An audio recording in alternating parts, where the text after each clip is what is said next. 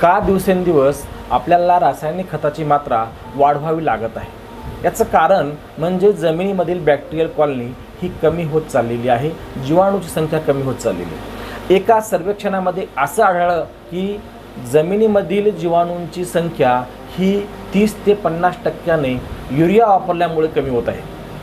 Ammoniacal नायट्रेटमधला urea हा जर आपण वापरला तर तो जवळपास 30% जीवाणूची संख्या हा कमी करत असते, म्हणजे बायोमास हा कमी करत असतो। जेव्हा आपण आपल्या शेतामध्ये युरियाचा वापर करतो तेव्हा तो 20 ते 30% लागू होतो आणि बाकीचा युरिया हा पडून राहतो। हा पडून राहिलेला युरिया सोल्युबल कार्बनचे रूपांतर कार्बन डायऑक्साईडमध्ये करतो आणि तो कार्बन डायऑक्साईड हवेमध्ये उडून जातो, म्हणजेच सोल्युबल कार्बनचं प्रमाण हे जमिनीतलं कमी होतं आणि जमिनीमधलं सोल्युबल कार्बनचं प्रमाण कमी झालं म्हणजे जीवाणूंची संख्या घटते।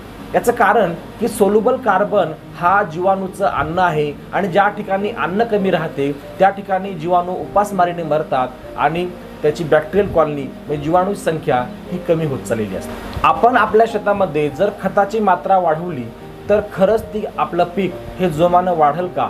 किंवा बरेचसे शेतकरी आपलं पीक वाढत नाहीये म्हणून खताची मात्रा वाढवतात, पण खताची मात्रा वाढवून पीक जर जोमानं आलं असतं तर लोकांनी टोपल्याने खते ओतली असते।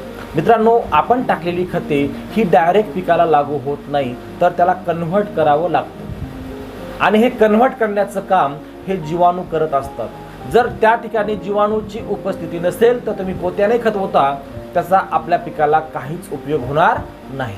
आपण टाकलेला अमोनिकल फॉर्ममधला नत्र डायरेक्ट पिकाला लागू होत नाही। उदाहरणार्थ पाहूया की जर आपण आपल्या शेतामध्ये अमोनिकल फॉर्ममधला नत्र टाकला तर ते पीक डायरेक्ट घेऊ शकत नाही। त्याला कन्व्हर्ट करण्यासाठी आपल्याला ॲझेटोबॅक्टर, ॲझोस्पेरिलियम, रायझोबियम यासारख्या जीवाणूची गरज लागते आणि हे जीवाणू त्या अमोनिकल फॉर्ममधल्या नत्राला नायट्रेट फॉर्ममध्ये कन्व्हर्ट करतात आणि ते पिकाला उपलब्ध करून देतात। म्हणून आपण युरियाची पोते ओतण्यापेक्षा जमिनीमध्ये जीवाणूंची संख्या वाढवणं, जीवाणू कल्चर टाकणं, वेगवेगळ्या प्रकारचे मार्केटमध्ये जीवाणू कल्चर येतात, ते जीवाणू कल्चर टाकणं खूप गरजेचं असतं। यानंतर स्फुरद जर आपल्याला जमिनीत कमी पडत असेल तर आपण स्फुरद टाकून चालणार नाही का? कारण स्फुरद जर आपण टाकला तरी झाडाला तो उपलब्ध होणार नाही। याचं कारण की स्फुरद विरघळणारे जीवाणू जर जमिनीत कमी असतील तर त्याची संख्या वाढवणं खूप गरजेचं आहे, न की स्फुरदचं वजन वाढवणं किंवा एका बॅगऐवजी 2 बॅग 3 बॅग टाकणं।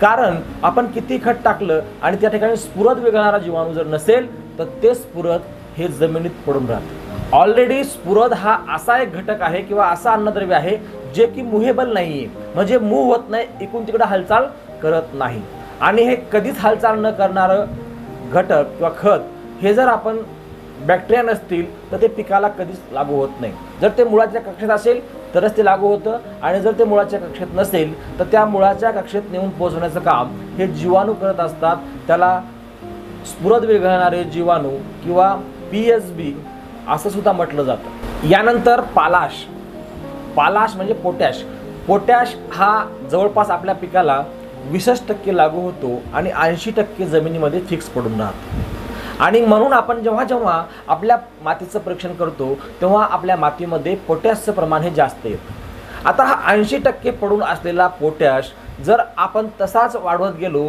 एक दिवस आपली जमीन ही बंजर होऊन जाईल। मित्रांनो, जेव्हा जमिनीमध्ये पोटॅश पडून राहतो तो जमिनीमध्ये फिक्स होतो आणि तो जमीन कडक करतो आणि जमीन कडक केली की ऑक्सिजन आणि पांढरी मुळी या दोन्हीचाही ऱ्हास होतो।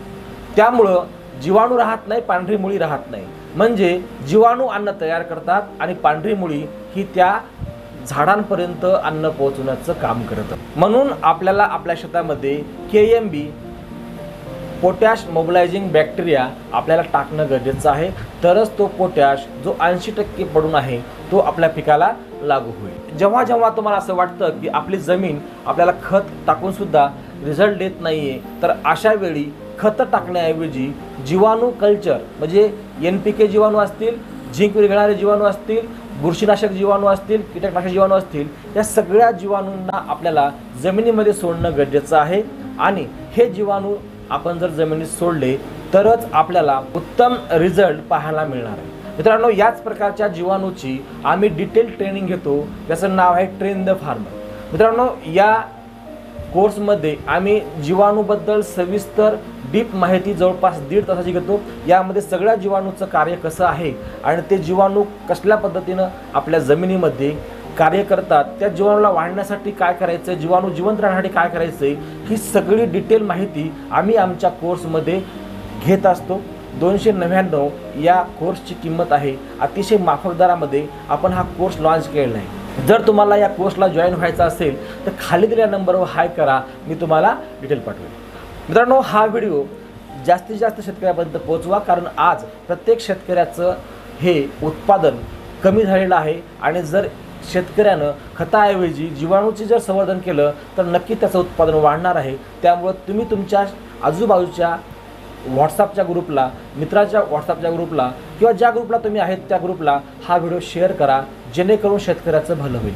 मित्रांनो, याच प्रकारची वेगवेगळी माहिती आम्ही तुमच्याकडे घेऊन येतच आहोत।